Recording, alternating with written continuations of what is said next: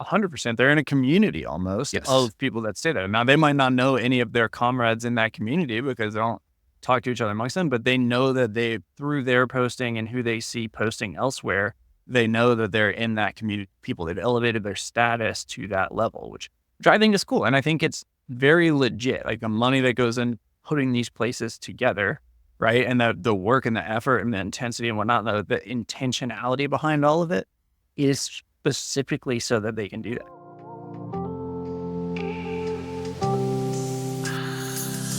Welcome back to another episode of the Hideaways Show, Behind the Curtain Edition. I'm joined, as always, by my co-host and go-to Kentuckian and soon-to-be dad, Mr. Mike Sebastian. What's up? I like it. We're back to the intros. We're back to that. I got to think of some rebuttals to re-intro you, the host.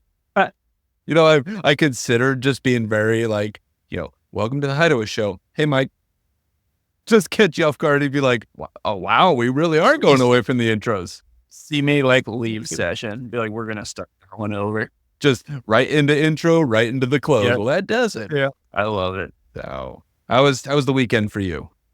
It's crazy. Yeah, it's always got a million things going on prepping for this baby, but I'm excited for it. Dude, it's one of those where I am constantly checking my phone about every 30 minutes because I'm just waiting. I'm going to get that text, be like, meet me at the hospital because Allie is due to pop any second now. So it'll be exciting. I know Gavin's excited. We actually went to church yesterday, just him and I, and we were sitting in the front row because we got there obviously a minute late because you'll realize this. It takes you 5 or 6 times to go in and out of the door to finally actually leave because he forgot something or I forgot something on the counter. So we finally get there and we sit front row and there was a newborn right behind us.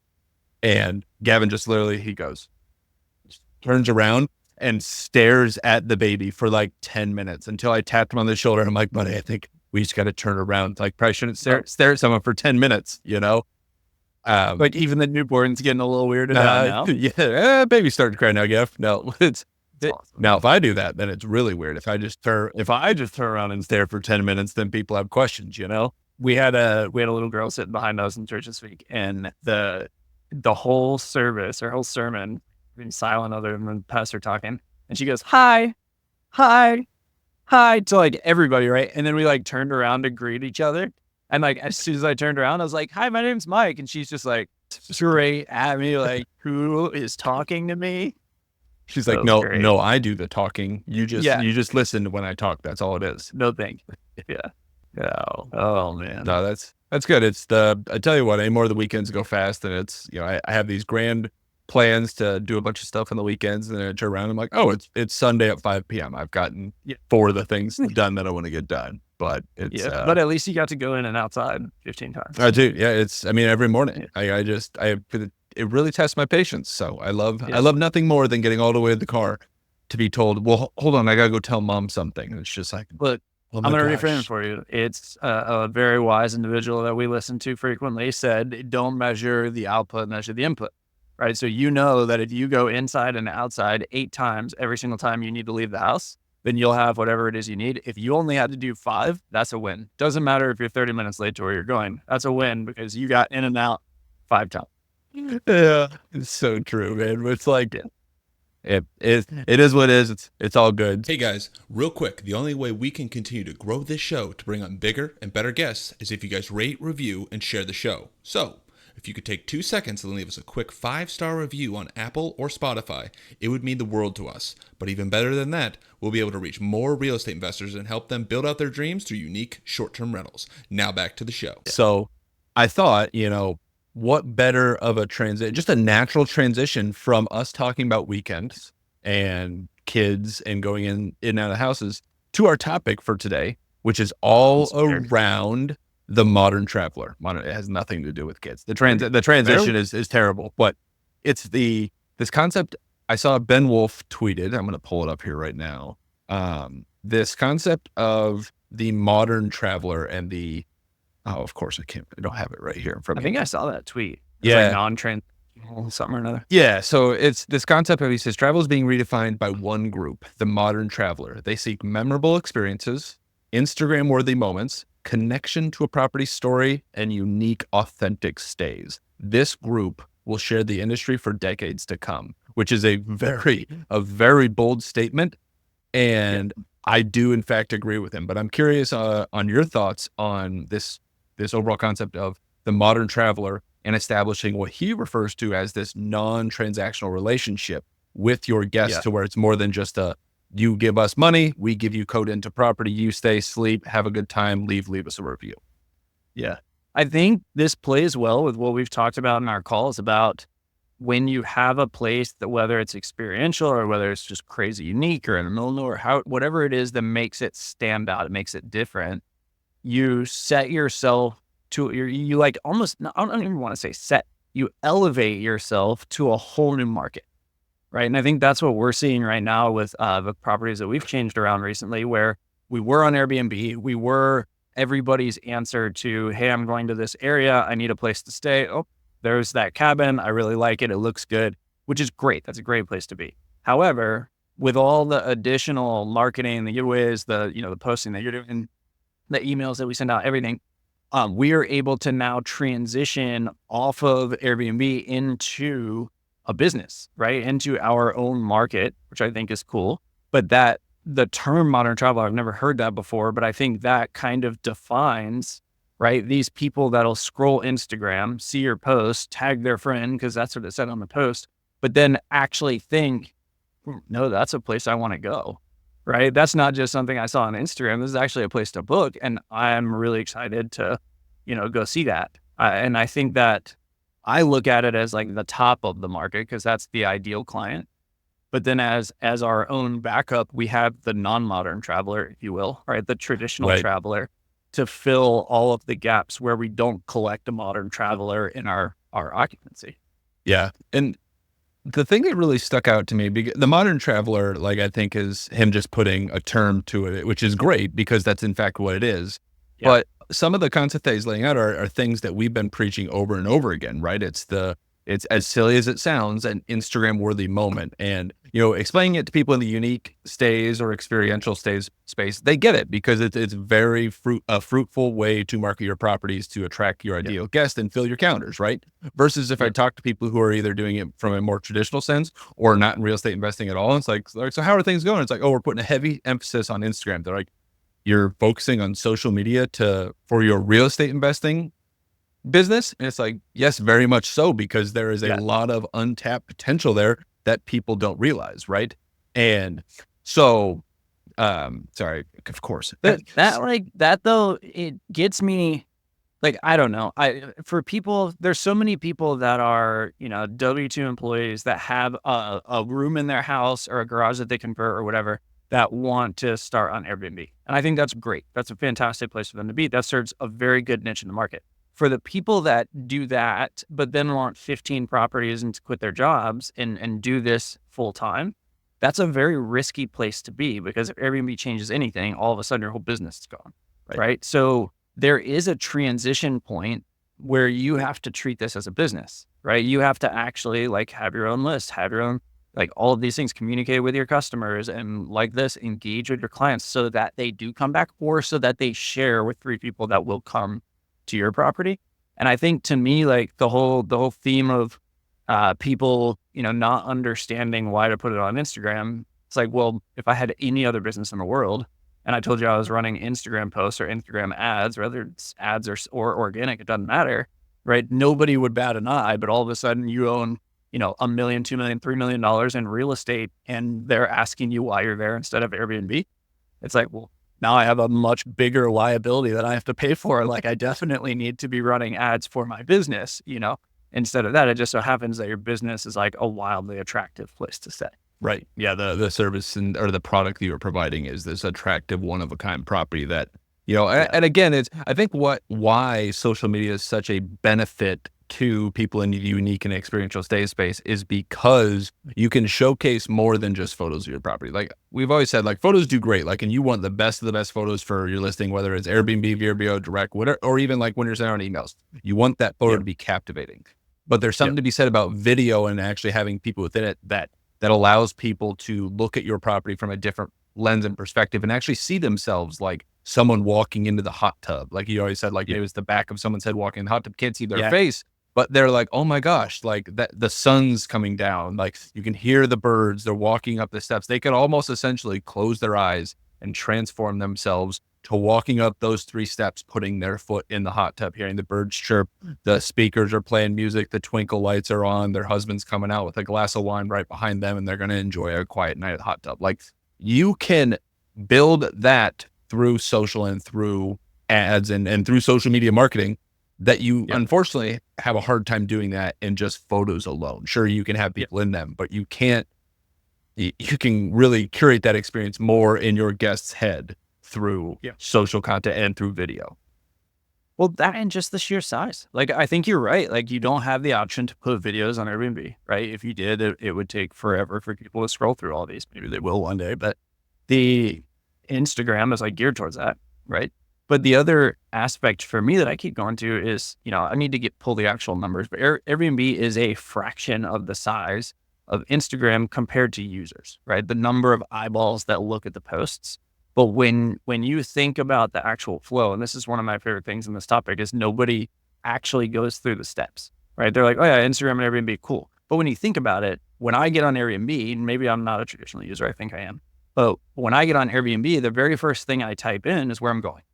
Right? I'm going to fly to Seattle. I need a place to stay in Seattle. So I type in Seattle, right? So I just took all of the Airbnb market and I limited it to just the Airbnbs in Seattle. Now, there's a lot, but if I have an Airbnb on the other side of Washington or on the other side of the country, all of a sudden that user's gone for me, right? Whereas if I have this nice, unique experiential stay, I'm not targeting the person that's going to Seattle.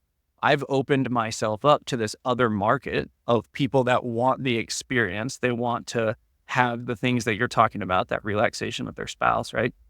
But what gets me about it is that's a step above, right? Because if my Airbnb is in Seattle, I've just now advertised to all of Instagram across the world, billions of people, right? That are there, whatever part of that billions of people that fit my target market, that are now going to fly in. So they could potentially bump out the people that are actually in Seattle that need a place to stay because they booked earlier. They found it elsewhere, right? And then we still only need 365 days to be 100% occupied. Right. And if you take on an average of 2-night stays, then your 365 goes to whatever, 180 some guests essentially. Yeah, exactly.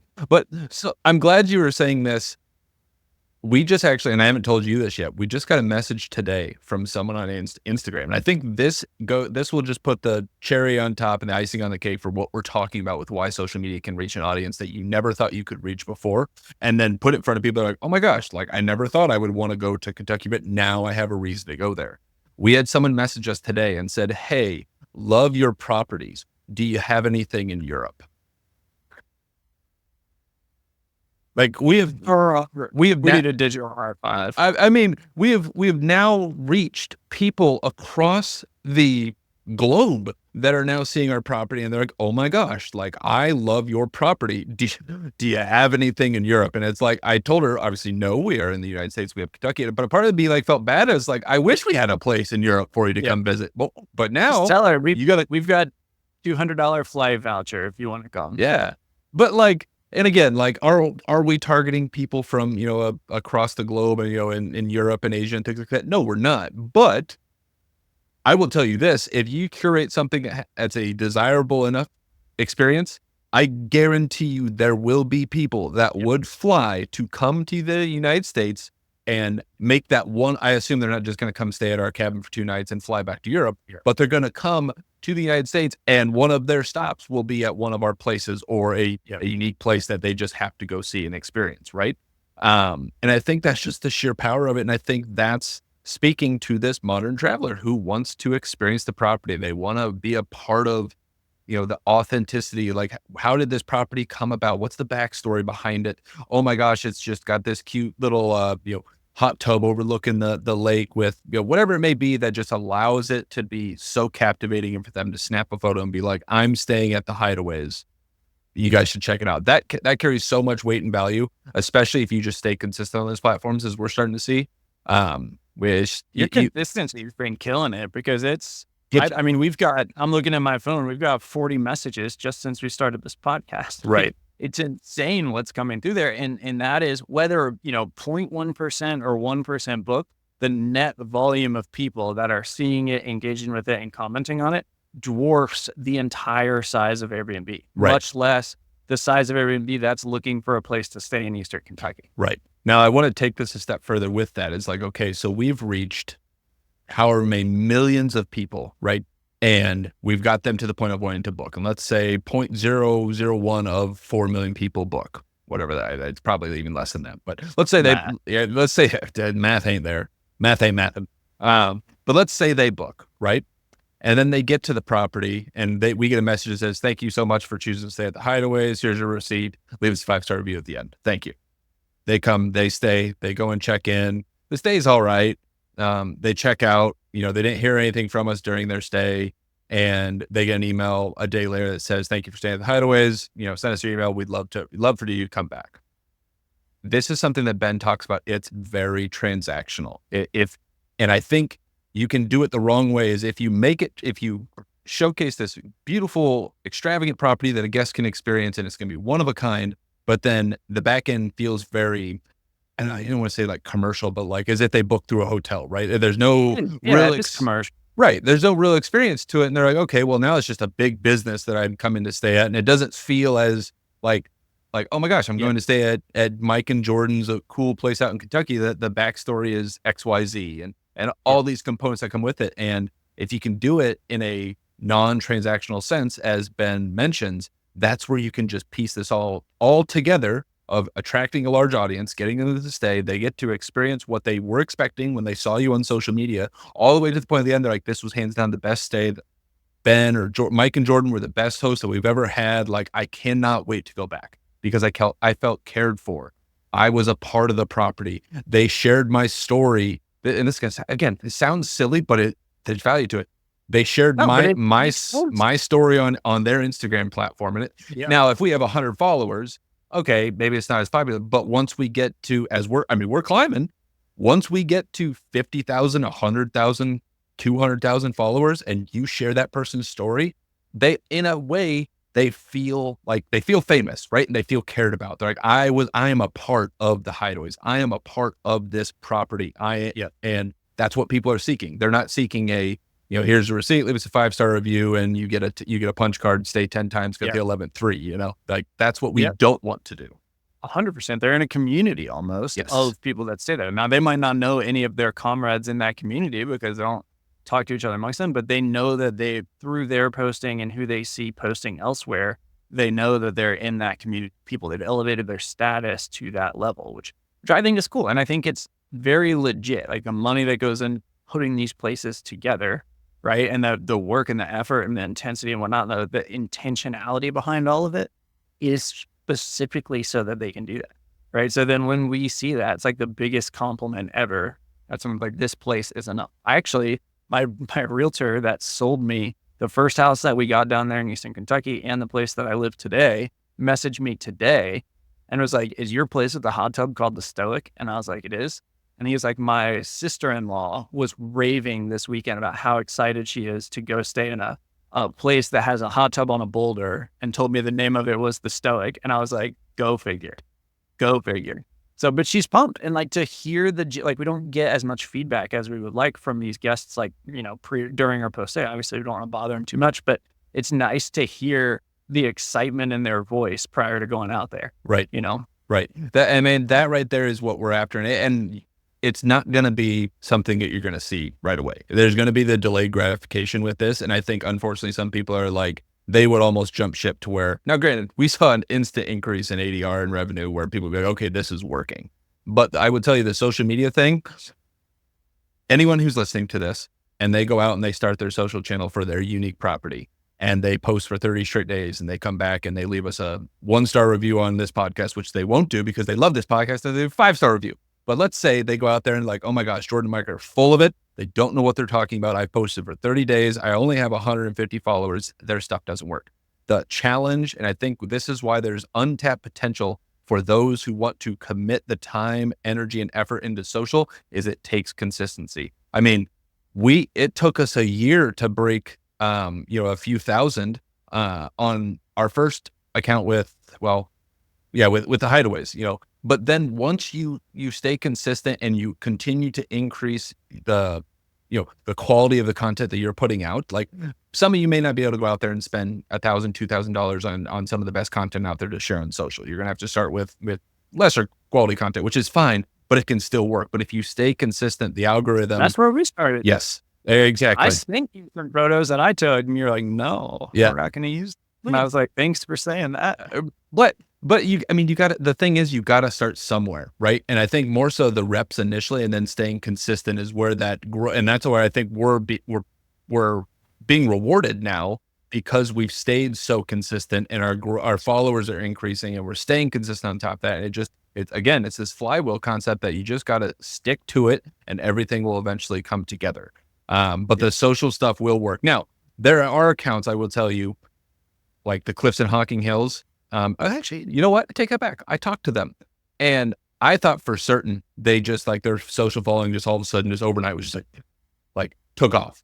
And I talked to them and they're like, no, like social at first was like slow. And literally it was one video changed it for them. They went from 0 to like 50,000 followers overnight. Like now, that's what Isaac French got. He got 40,000 in like a month. Right. Or something, and his immediately translated into direct bookings, but that was because of the timing of his, like 4 or 5 years ago, before all this started to grow. So he kind of set the pace of that market. Right. But it's to, I guess, kind of bring this back in, not to just focus from a social piece, although it is very important. And I do think I will scream for the mountaintops that more hosts need to be utilizing social media. But you think about how the guests can be a part of the stay and almost act like they're interacting with you, but without like directly interacting with you. Think about when they pull up to the property, like how could there be ways of them to engage with you? Like they walk through the front door, there's a sign that says like scan this QR code and share your story to be,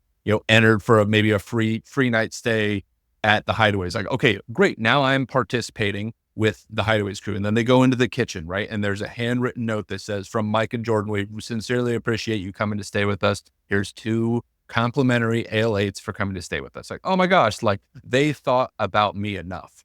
And I mean, we still even have room for improvement on some of that stuff where you could take it a level further. Like you could literally have a letterboard even on the counter that says, welcome person A and B, or like happy anniversary someone. Like that right there means that you care and you've listened to why that guest is coming to stay there.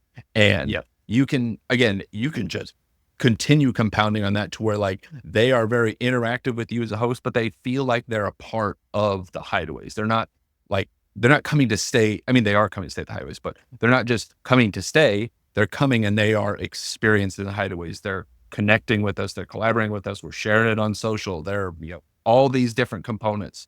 Those are different touch points that you can have with your guest. They've got that Hideaways experience that they know how to, or what to expect at that point. I too, like we were talking the other day about like almost gamifying it a little bit, being like, oh, what if we put like some sort of like scan beacon or hidden thing in each cabin that they would have to like stay at all of them in order to win this whatever reward, but those kind of things I think all play into it where you do feel cared for without having someone in the cabin with you. Yeah. Right? Yeah. So. And it's not to say you just need to be giving out free things to your guests to like turn it into an experience, but just it's almost like get to your property and stand on the outside and look at the property as if you were a guest coming in to stay there. You've never been here before, right? Like, what would you want the place to be like? First walk in and be like, what would like, if I walked in and like the rug was flipped up, like how would I feel? Or if the temp wasn't set right, how would I feel? Or if there was nothing, it just looked like a cabin when I walked in, like what would I feel? It probably wouldn't be a negative emotion, but there would be like, it wouldn't like excite you. It wouldn't get you out of it. Wouldn't give you these butterflies, right? Versus if you walked up and everything's well lit. There's a nice lit path walking in. The doorknob's nice. There's, oh my gosh, there's a Hideaways like QR code, maybe even on the outside, like just something cool, unique that they can like scan right when they get there.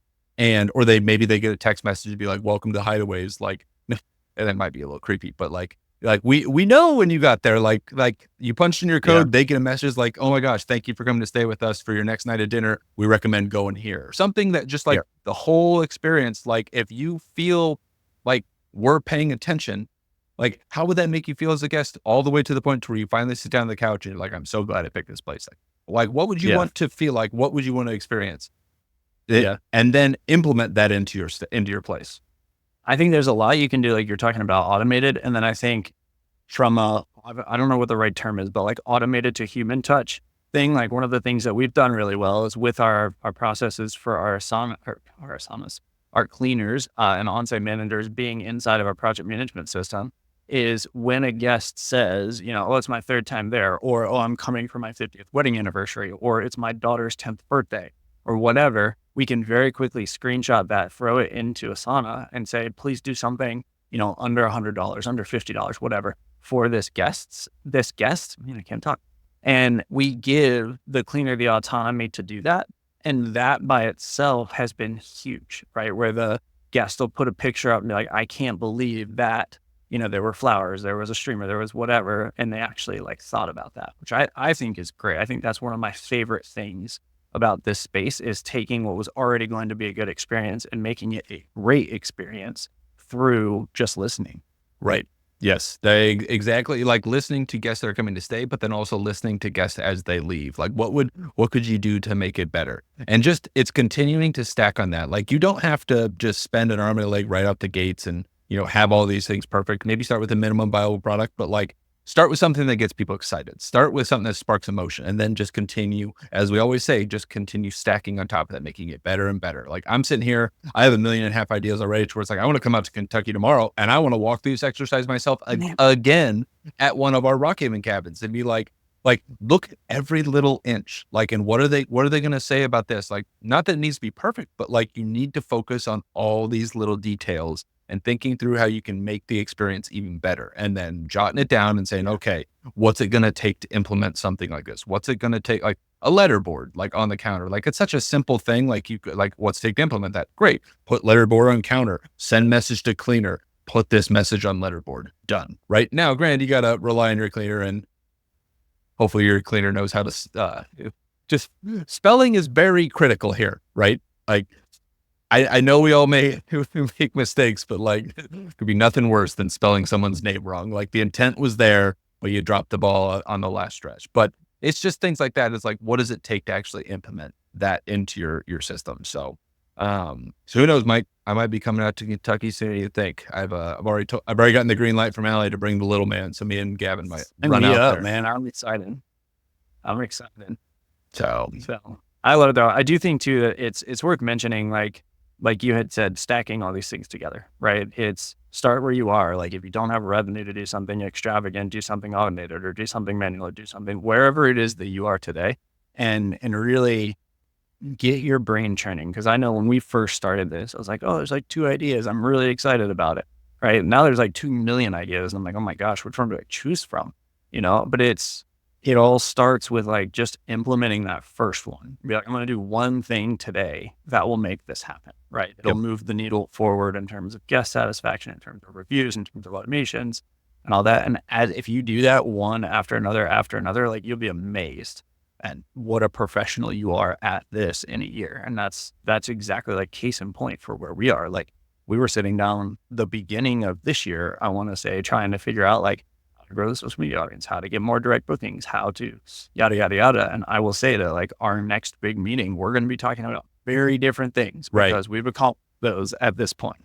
Yes, let's maintain, let's grow, but let's implement other things at this point. And firsthand experience, I will say, like, if you can't afford to do a big change now, do the small changes like we just talked about now. And then at the end of the year, you will be sitting in a position where it's like, we can afford now to do X, Y, Z. Let's go ahead and work that out. Right. And doing it from a proactive perspective, approach of planning for the big thing, right? It's not to say just continuously do small things and eventually you'll figure out how to do the big things, because the big thing is going to take planning. It's going to take coordination. It's going to take a lot of different moving parts. Like we couldn't just, sit back and be like, hey, we want a hot tub with a deck on top of a boulder and go and project done, right? There's a lot more that goes into it. We were out there, we saw the property, we kind of laid out the vision, we drew up a bunch of terrible rough drafts and worked with an amazing team that was able to put it together, but it takes time, takes effort. But I will tell you, on the back end, once you put that in place and the satisfaction you get from guests and the feedback you get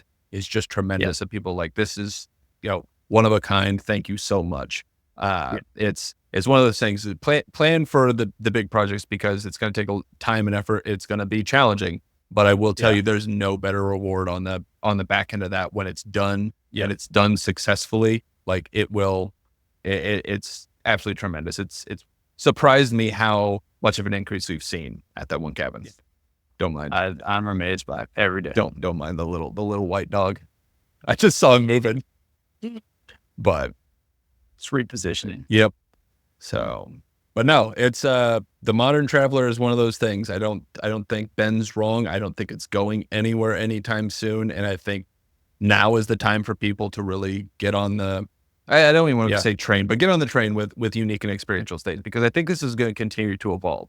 I don't think it's just going to be unique stuff. It's going to continue expanding. And unfortunately, I don't think, basic short-term rentals are going away by any stretch of the imagination, but it's going to become more challenging when they're going up against people who are doing some of these more unique experiential type properties. You know what I see it as is they say, like, shoot for the moon, and if you miss, you'll land among the stars. Mm-hmm. The modern traveler is the moon in that example, and everyone on Airbnb is the stars, because shoot for the moon, and if you miss, you'll be in the top 10% of Airbnbs in your market because you were shooting for something so much greater. It's also like Chipotle, the founder of Chipotle. He wanted to start a fine dining restaurant. So he started Chipotle just to cash grab a little bit of money to get to the fine dining restaurant. Someone asked him one day, they said, well, are you going to leave and still start your fine dining restaurant? And he was like, I have 7,000 fine dining restaurants across America, something like that, like referencing Chipotle. But there is so much truth to this example of aim for the big thing, like you were just saying, right? Worst case scenario, you're further along than you were previously. Right. That's great. Exactly. So yeah, it's exciting. I'm every time I get out the podcast or any calls that we have, I'm like, I'm ready to drive to Kentucky today. Like, I'm ready to fly, drive, however I'm going to get there. Like, I'm ready. Your RIN's ready for you. You come on down. Yeah, I got ribs. On the trigger. You come on down. Allie might not realize. Just be like, "Where is Jordan?" Be like, I am halfway to Kentucky because Mike said he's having ribs. So I got permit. It might not have been for this weekend. I might have been confused, but I'm. Yeah, that would not go over well. Yeah. But it's one of these days I'll get back out there and implement this stuff, because I mean this is what moves the needle, and this is what will set you apart from everyone else. It really will. So yeah. But do it. I want to challenge people, if they hear this and they have an idea for their property, instead of leaving a 5-star review and raving about how sexy Jordan sounds on podcasts. That's right. What I would put in there instead is your idea. Just put a comment, like, obviously leave 5 stars, but then underneath that, just put in there, like, this is my idea, and write it out there, because I'd like to see them. That'd be cool. Yeah. Drop us a 5-star review and leave a comment in there. I think it'd be fun. We could even bring it onto the show. So get out there, leave us a 5-star review, leave a comment, and we'd love to bring that on. So yeah. But alrighty. Well, enough of my sexiness and my sexy voice, as Mike refers to it as. So we're gonna hang it up here. So that does it. Another amazing episode of the Hideaways Show Behind the Curtain edition. I'm Jordan Holmes. He's Mike Sebastian. Until next time. Thanks, everyone.